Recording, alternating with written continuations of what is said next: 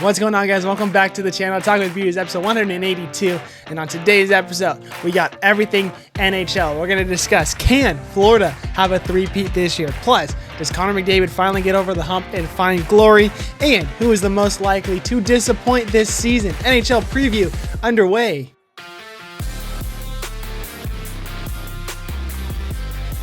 All right, we got a lot to talk about today. Unfortunately, the guests that I did have planned and schedules did not work out. I want to get this episode for you this week.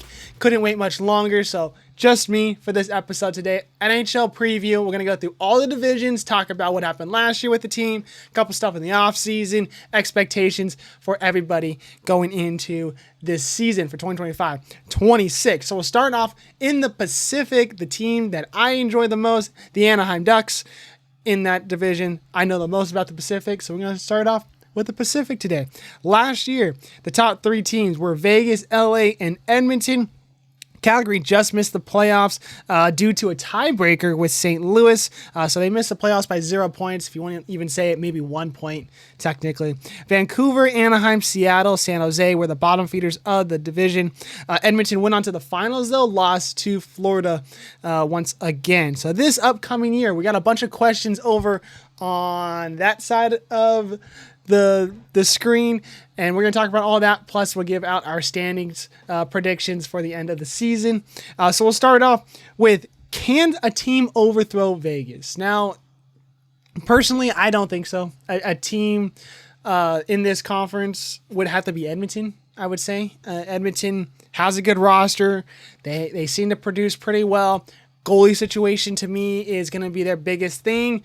Can Stuart Skinner stay healthy all year long? Can he be consistently good all year long? I think that's going to be something we're going to have to be looking at for this whole season. Now, when it comes to Vegas's standpoint, they lose Alex Pietrangelo earlier today for the whole season, and that's not just regular season, that's including playoffs. He'll be gone for this whole year due to injury, so they will get cap relief with that. So that's going to be a big money sign going out to probably some big defenseman that they want to pick up sometime this season. So look for Vegas to make another big move because they're always doing it every year to help out with the playoff push. This year is nothing different, especially without having Pietrangelo on the cap. So overall, I don't think a team's going to overthrow Vegas. Little spoiler there, I think Vegas takes the Pacific again, which is annoying, but you look at the roster, Mitch Marner coming in the lineup, he might struggle at first, but I personally don't think so. He's going to be perfect in that lineup. Marner's going to score a lot. Eichel's going to do well. Can they stay healthy is going to be the biggest thing, but Vegas looks very good again. Moving on to Edmonton, are they still a top dog in the Western Conference? I think so. I don't know how you could have Leon Draisaitl and Connor McDavid and say you are not a top dog in the conference, let alone just the Pacific. They make playoffs every year. They're going to make playoffs again. I don't think that's a question mark at all. Health, I don't think is going to be too much of a problem. It seemed last year like it had its ups and downs, but this upcoming season, I don't think it's going to be that much of a problem either if they do have some health problems to their main guys on the roster. Again, it goes back to goalie situation with the Oilers. Can the Oilers get a better goalie? Can they get consistent gameplay from their goalie? That's going to be the question marks for me this season. If their goalie concerns aren't a concern at all, Edmonton's going to be a top dog. They're going to win the West potentially. But if their goalie is going to be holding them back, that might be something that we see a deadline move if they find a way to free up some cap space. But they did make some moves to note. Jake Wallman, defenseman, 7 years, $7 million AAV, a pretty solid contract. But they also have Darnell Nurse on a big contract still. Is this going to be another Darnell Nurse situation, or will Wallman live up to this $7 million? When it comes to Connor McDavid, he got 2 years, $12.5 million AAV. Again, team friendly. I'm very happy with that kind of contract for Edmonton. Not a lot of money that they can be throwing around, but if you're the best guy out there, you know you're the best guy out there. Connor McDavid's the best player in the league. Can he use that money that he probably could be making, let's just say $17, $18 million? Can he use that extra $5, $6, $7 million to help out somewhere else? In this case, what I would think, goalie situations, yes. So I think that's going to be huge contracts right there. for Edmonton to sign. So I still think they're their top dog in the West. I just think there's a couple concerns that they might have to address later on in the year. Do any California teams have a chance to make a playoffs this year? So we had 3 California teams, the Sharks, the Ducks, and the Kings. Let's start off with the Kings. Last year made playoffs, were second in the Pacific. This year, I don't really think they're going to regress too much, if at all. I still see them as a playoff team for most people. I think they're talking about them as still a top team. This year, they have to play for Andre Kopitar. Kopitar is a legacy king. He is going to have his number retired. He's the captain of the team. He's been there forever. This is his last year in the professional hockey league in at least the U.S. I can see him playing overseas, but at least in the NHL, this is it for him. So does LA have enough in their firepower to get them to the playoffs again and make a run, at least past the first round if they have to face Edmonton again? That, I will say, we'll wait to make our decisions later on in the year if we do a playoff episode. But as of right now, looking at the rosters preseason, I think they'll make playoffs. I do not know if they could get past the hump of Edmonton or even Vegas if it comes down to it. I think those two rosters are just better preseason than LA, but LA always has a very good regular season. Can they get that success in the postseason? We will see. I hope so for the sake of LA, but it just hasn't happened the last couple of years. We'll move on to San Jose. This is just another rebuild year. They have a lot of young guys there. They're able to really have this young talent get NHL reps. And I really don't know if we're going to see a lot of success when it comes to the wins column of this team. They do have a lot of cap space that they could use elsewhere, but it's the type of season where everybody knows San Jose is not going to be good. I think the Sharks know that they're not going to be good. So how can they develop their young stars, Will Smith, Macklin Celebrini, for the next season? That's pretty much going to be their main focus for me. So San Jose, not even sniffing playoffs, in my opinion. Anaheim is the one that I am putting a lot of question marks around. I've heard a lot of mixed emotions saying that Anaheim's this year they will be contending for a wild card spot, or they're just going to be at the bottom again, like they have been the last, 5 years, I think, or so. So what does Anaheim need to do to have a successful season? Now, as a Ducks fan, I watch this a lot. I see this all the time. I see this roster not really change too much from last year. They bring in Mikael Granlund, Chris Kreider, and Ryan Foling, but they lose John Gibson and Trevor Zegras. Obviously, a couple other adds and subtractions there. But other big names, those are the ins and outs of the offseason. I'm just afraid that this team doesn't have enough to make a playoff push. I think this roster is pretty solid. They have a lot of young kids here. They finally signed McTavish to that contract. They signed Lacombe, which I was very surprised about and honestly do not agree with the AAV value that he is going to be getting. But regardless, I think this young core looks really good. New coach, Joe Quenneville, behind the bench for the team. He's done some great stuff with some young players over in Chicago. So can they have that success that Chicago had? Obviously, I hope so. But I just do not know if this team has enough to get to the playoff push. I can see them contending for a wild card. If they do make the wild card spot, I do not think they'll make it past the first round, but I think it'll be good exposure. Every young team needs that playoff exposure at some point. So could this be the year for Anaheim? I hope so, but I would not put all my marbles in that bag there. So with that being said, these are the playoff predictions right over there. I got Vegas as the number 1, Edmonton at number 2, LA at number 3. So those are the 3 playoff teams from the Pacific. Unfortunately, that means that's it for me. I don't see any of the wild card teams coming from the Pacific. 4th place, I have Anaheim. 5th, Vancouver. 6th, Calgary. 7th, Seattle. 8th, San Jose. Obviously, we already talked about the California team, so I'm not going to talk about it again. With Vancouver, I just do not think it's a very good culture down there. It doesn't seem to be going well. Quinn Hughes is one of the best defensemen in the league, yet he can't seem to be rallying that team up to get consistently better. I don't think Vancouver has it again this year. Calgary has a veteran team that could be really good for them, but I just do not think it's good enough to make the playoff push.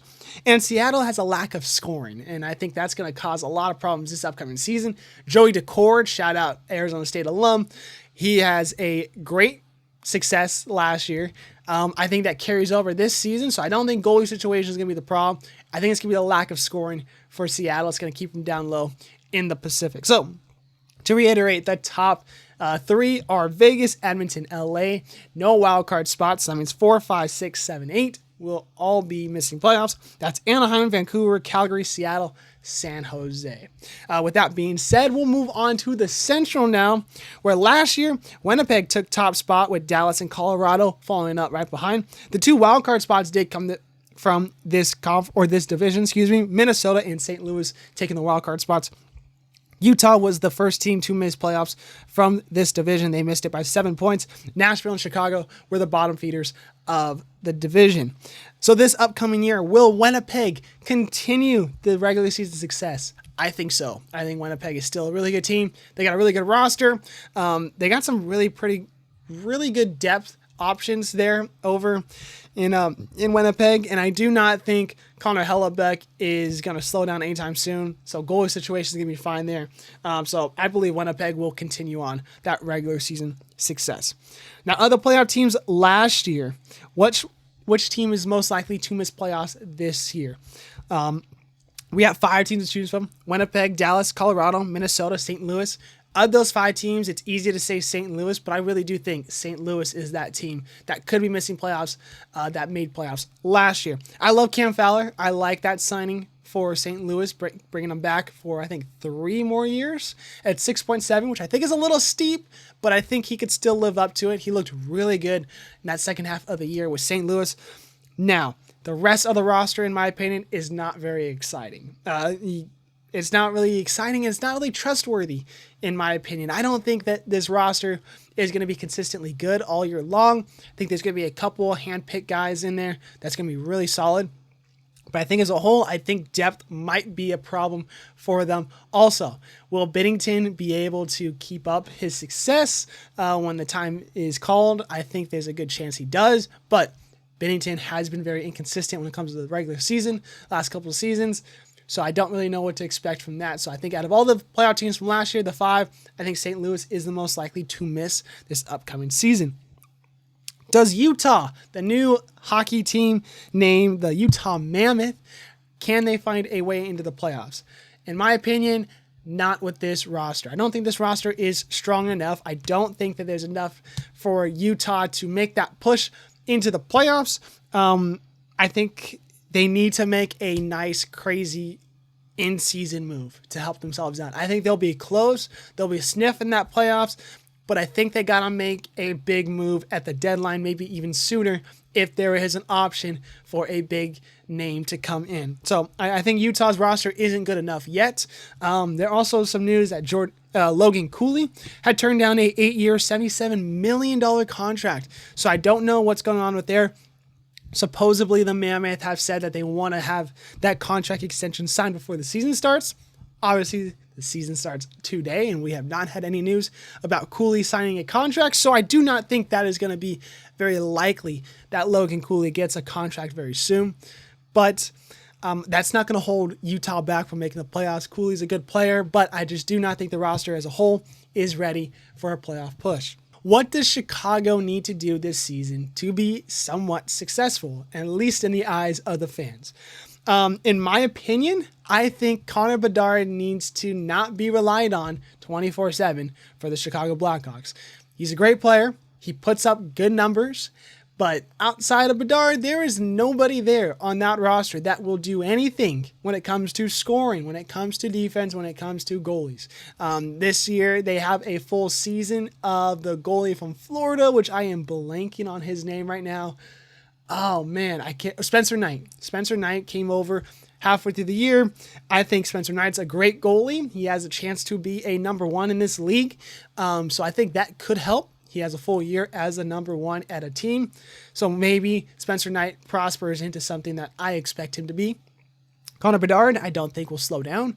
But who else on this roster is able to get Bedard some time off and not be relied on 24/7. I think if they find those 2, 3, 4 other guys that could also score consistently, I think that will be a big success going into the next season for the Blackhawks, where I do not think they're going to do very good this year. But when you have Connor Bedard on your team, you're still going to have exciting games to watch. With that being said, let's head into the final standings here that I expect for the season. The top 3, I got Winnipeg, Colorado, Dallas. Now I know that's a cop-out to put those 3 again, but I really don't think there's going to be any top 3 teams in this division unless something crazy happens, like an injury or things like that. Winnipeg at number 1, I think, is a very shocker, potentially, to some people, because Colorado and Dallas have some amazing rosters and really good teams there. But I think Winnipeg, again, will continue the success in the regular season and probably fumble it in the playoffs like we have seen year after year after year. After that, the 2 wildcard spots are going to go to Minnesota and St. Louis. So I think all 5 of the teams from last year will be making playoffs again. Pretty much in the same order outside of Dallas and Colorado swapping. Minnesota needs to play better in the 5-on-5, but I think if they get that figured out, I think there's a good chance Minnesota gets that 4 spot. St. Louis, we already talked about them, but I still think they could be in the playoff spot there. They're at 5. Nashville at 6, Utah at 7, Chicago at 8. We already talked about Utah and Chicago, but for Nashville, I'm not too sure what to expect from them. Last year, I expected a lot. They made so many offseason moves. They looked like they were going to be the best team in the Central in my eyes, and they just did not do anything. They crawled up into a ball and decided to go off in the dust and not do anything last year. So I don't know what to expect this year. The roster, and I guess, kind of looks the same in my opinion. I don't think there's really much to be excited about when it comes to what they did last year. There should be higher expectations than what they did, than what was shown last year, just for the sake of these guys should be better. But I don't think the Predators are going to be all that great this year. So I have them in the middle of the pack kind of thing.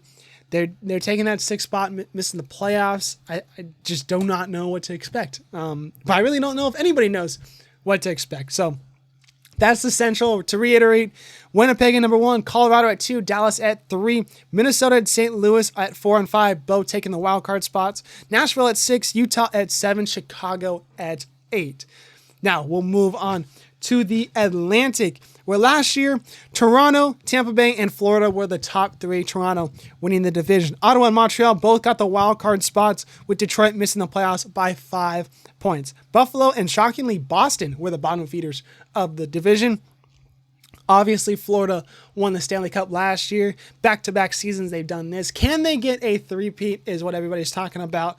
But before we talk about that, let's head over to one of the better teams in this division, the Toronto Maple Leafs. Now, does Toronto truly have a chance at winning the Stanley Cup? Every year, it feels like this topic is talked about. Does Toronto finally get over the hump of the first-round woes? They finally do that. Now, can they get into the conference finals? They haven't seen that yet. If they do get there, can they have enough to get themselves past that and into the Stanley Cup Finals? Haven't seen that in years. Can they win the Cup? Haven't seen that since, I think, 68 or 69. So I think Toronto has a lot to overcome. They finally get out of the first round, which good for them. A team like that needs to be able to consistently get out of the first round. But can they do it again? And can they, when they get past that, can they do it again? I really don't think so. I think they could win and get to the Eastern Conference Finals. I think there's a high possibility that's a chance.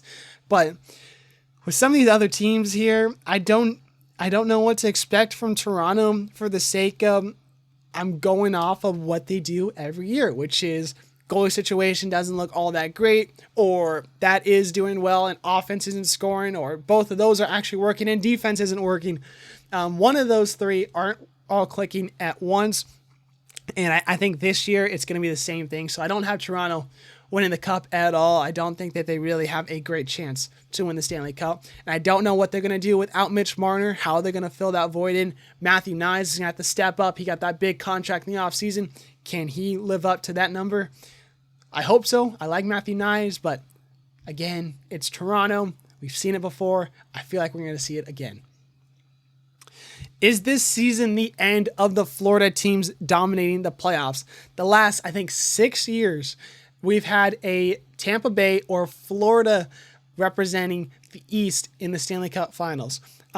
This year, I do not think Florida will be making it to the Stanley Cup Finals. I mean, they played a lot of hockey the last 3 years, making the Cup Finals there, winning 2 of those 3. 4 years of long hockey, making the playoffs, winning every round, going to the Stanley Cup, and winning the last 2. That takes a lot of toll on your body. I do not think Florida could make it back to the Stanley Cup this year.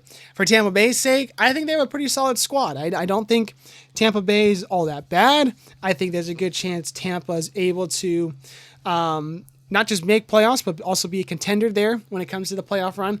But I do not think Tampa Bay has enough to get themselves into the finals. I think there's a couple other teams that I like better, and I think Tampa Bay still has a good team. They're still going to make a good regular season push, but I think when it comes to the postseason, I think Florida teams will not be representing the East when it comes to the Stanley Cup Finals.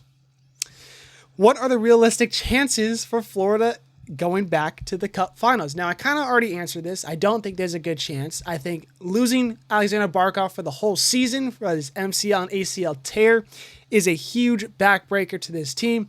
Not having Tkachuk to start out the year, I think, is going to be tough as well. They still got a good roster. They still got great players. They got that pedigree of, hey, we've won it the last 2 years. Let's go do it again. They've had this success back-to-back years.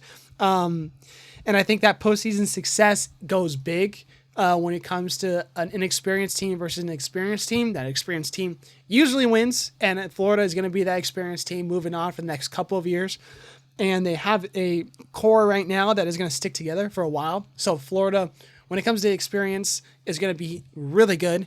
But this year, I think it's just going to be tough. I think we're just going to see a big regression here, and I think it's going to be because of those injuries. So will other people stay in the lineup is going to be another big what if, but it's only time will tell. But realistically, I don't think their chances are good to make the Stanley Cup Finals. Are we going to see another bad year from the Boston Bruins? Now, this team is very interesting. Last year, I did not expect what they did at all. They were the worst team in the Atlantic, one of the worst, I think, year-to-year regressions when it comes to a team that actually had high expectations of, at the very least, making playoffs. I think this year there's going to have to be somebody in the third and fourth line who are going to step up and put up some nice points to spark the team in some way. I love Jeremy Swayman. I think he's one of the best goalies in the league, so I don't think Swayman's going to struggle too bad. Can Pasternak stay in the lineup? Right now, he's already been missing some preseason games due to injury, so he's going to have to be a big question mark because Pasta's their best goal scorer there. Hopefully he can, but I wouldn't be surprised if Boston just struggled again because last year didn't look good, and I think this roster this upcoming season is a little bit worse than last year's, which isn't a very good sign at all. So Boston might have another tough year to overcome. And then the last question out of the Atlantic, between Ottawa, Montreal, and Detroit, who has the best roster to make a playoff run? In my opinion, I think it's the Red Wings. I think the Red Wings have a very good roster, an experienced roster, having Patrick Kane in that lineup. He knows what the postseason like. He knows how to win the cup. These other guys here have had some postseason success, but not with the Red Wings. The Red Wings haven't hit the playoffs in a while. So I think those guys that are core to Detroit might have a little bit of a struggle there, but I think that they have a very good roster this upcoming season. Have they fixed the defensive problems? Hopefully, but I think having John Gibson in net for the Wings is going to be a big plus. I'm a huge John Gibson fan. I think he is one of the best guys in the league.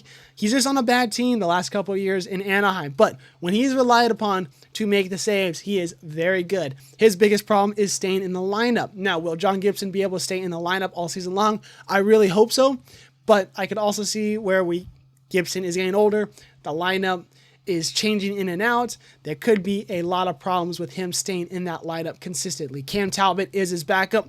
Not a bad backup whatsoever, but do you really want Cam Talbot being your starter when you're trying to make a playoff push? I could see that being a struggle. But out of those three teams, I really do think Detroit has the best roster to make a playoff push. Ottawa's got a lot of heart and they have a lot of fight in their game, but their scoring depth is not that great.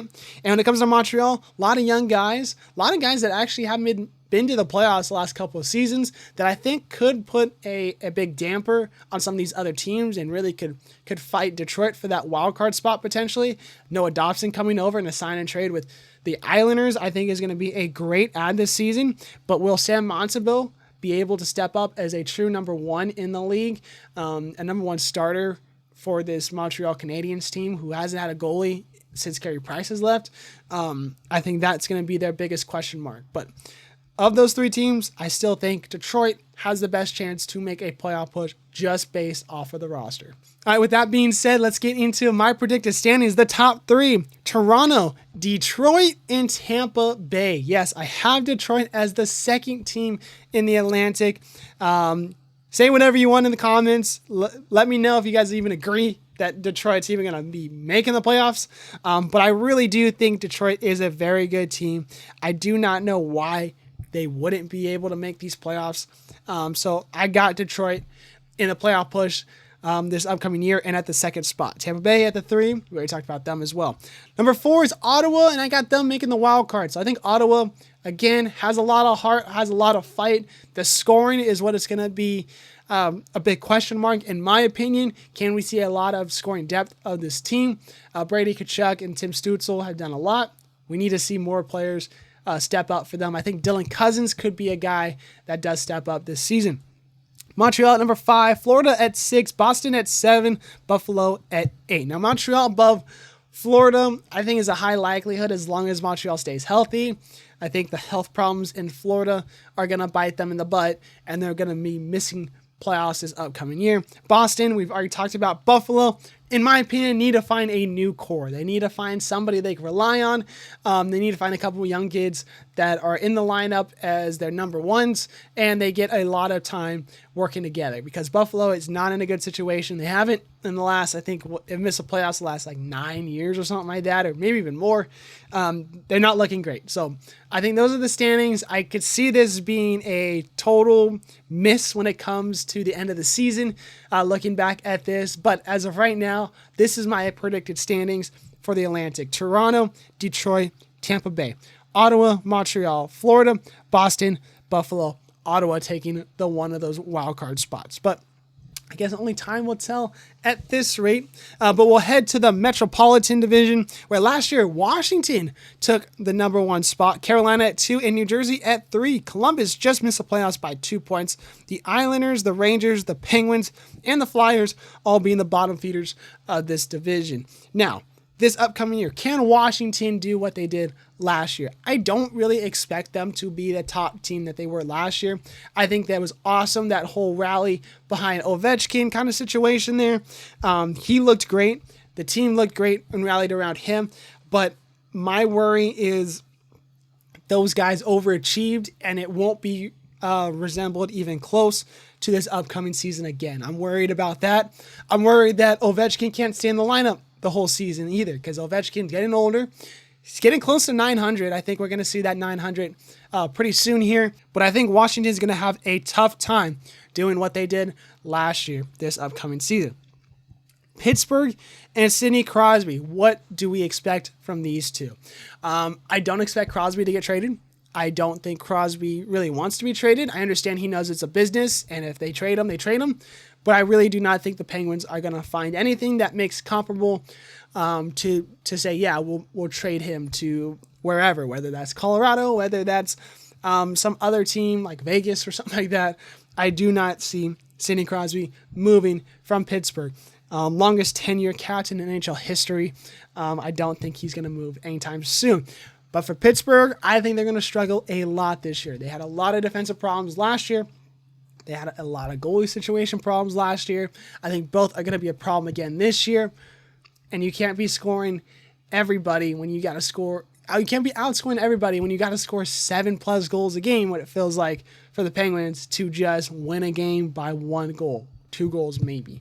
So I think there's going to be a lot of struggle for the Pens again. Are the Devils a scary team this season? I think that they have a potential to be. I really do think that if they stay healthy, the Hughes brothers stay in the lineup 24/7, I think there's a good chance that this team is actually going to be very good this upcoming year. Now, the contract I do not like is Luke Hughes getting that big contract. I think he's at $9 million AAV.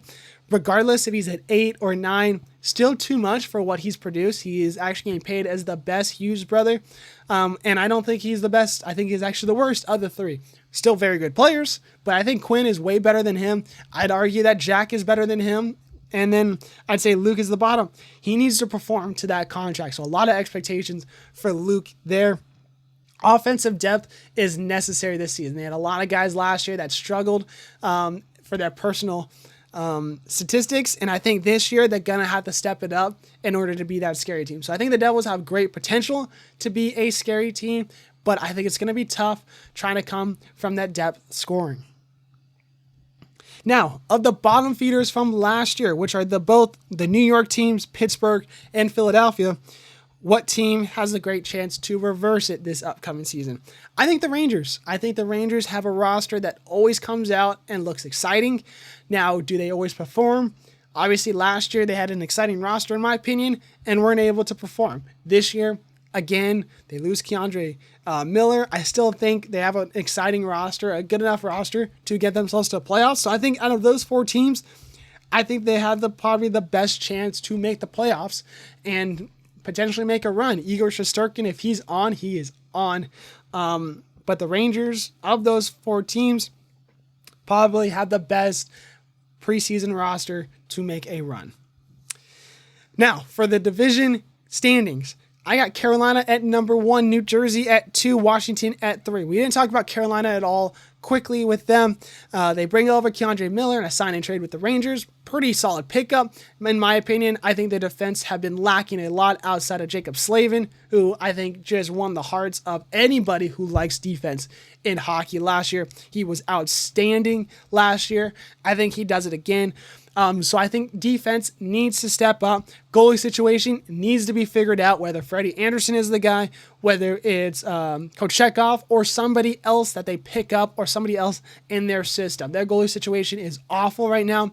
They can't seem to find a guy who's going to be the clear-cut number 1 and stay in the lineup consistently. So they figure out that. They get a little bit more consistent on defense. I think Carolina is a very good team. They're winning the Metro this year. So yeah, then we have New Jersey, Washington, the Rangers at number 4, and my last wildcard spot in the East. We already mentioned the Rangers. I think they have a pretty solid preseason roster. I think they have a good chance to perform to get themselves to the playoffs. I think the Jackets are in 5th. We got the Flyers at 6, the Islanders at 7, and the Pens at 8. Now, when it comes to the Jackets, I think last year was a lot on their mind, and they were playing for Johnny Hockey. And I think this year, obviously, they're going to want to win. They're going to want to go out and get those playoffs. They missed it by 2 points last year. And I think that Zach Werenski is a very good defenseman, top 5 in the league, most likely. I think he has a great chance to win the Norris this year. And I think Columbus has a chance to make playoffs. Yes, I could see them swapping with the Rangers, but I just do not feel very excited about the depth that they have in this roster when it comes to the offense and the defense. So I think that's going to be their biggest problem this year, is going to be the depth. Philly, I think is going to be a lot better this year. I'm really excited to see what Coach Tocchet does with them. Trevor Zegras coming over. Hopefully him and Drysdale can stay in the lineup, get that bond going again over in Philly. I think Philly is going to be more exciting than they were last year. But again, goalie situation for the Flyers, not great. I think Urson is going to be the number 1 right now. I don't even think that is confirmed yet. So I do not know what to expect when it comes to goalies in the Flyers organization. I don't think it's going to be pretty good, though. It's going to force them to be 6 in the division. The Islanders, haven't talked about them yet. I don't get excited about watching the Islanders at all. Sorokin is a great goalie. Barzal is a good player. I can't think of the number 1 overall guy that they just picked up, like Scheffler or something along those lines. I don't know much about him outside of if he does start and he is the number 1 defenseman for that team, he's going to struggle. He's a young kid in a league that he's never played before. He's going to struggle. I think the Islanders are going to struggle. They're going to be a boring team to watch again. and I just do not expect them to do much at all. Pittsburgh, we already talked about them. I think it's just sad that Pittsburgh's going on this projection right now, and they're trying to win for Crosby, especially because the last couple years of his career, let's just be real here. But I just do not think it's good enough. I think Pittsburgh potentially gets 8th in the Metro and misses playoffs big time. All right, so with that being said, we've done the whole standings of all the divisions. We have made conversations about every single team so far, answered a lot of questions. Now, who is my super early Stanley Cup champion for this upcoming year? Is it a West Coast team? Is it an East Coast team? Do I see a three-peat for the Panthers? You already know that answer. Do I see another team prospering like the Edmonton Oilers? Or do I see a brand new team we haven't seen in a while in the finals? My opinion, I got the Dallas Stars. Now, I think Dallas is a very good team. Jake Ottinger is amazing. I think losing a couple of those guys, Granlund, Cody Ceci, I think those guys are going to be really missed, but I really like their roster. They're going to lose Ben for the rest of the season, though, so that's going to be a little bit of a leadership problem there. But I think this team is good. I really like this team a lot. Jake Ottinger always performs in the playoffs, so if they get him to the playoffs, they're going to ride Jake Ottinger. And if you have the hot goalie, that makes a big difference. Usually your goalie could steal a game or two in the playoffs. I got Dallas being my early Stanley Cup winners. Obviously, super early. Anything could happen. Injuries could change this real quick. But as of right now, as looking at the opening night rosters for every team, give me the Dallas Stars as my early season Stanley Cup winners. All right, guys. Well, hey, thank you very much for listening to me rant on about the preseason outlooks, the postseason outlooks, and the in-season outlooks of every single NHL team for the 2024 or 2025-2026 season. Hopefully you guys took away some things. Hopefully you guys have an opinion that's different than mine. If so, let me know down in the comments. We'll have a good discussion about what you guys expect from the season, what I expect from the season. There's a lot of hockey to watch from now till the end of the year, and going on into June, I believe, is when the Stanley Cup will be awarded. So hopefully you guys have an awesome opening night, and we'll see you guys real soon.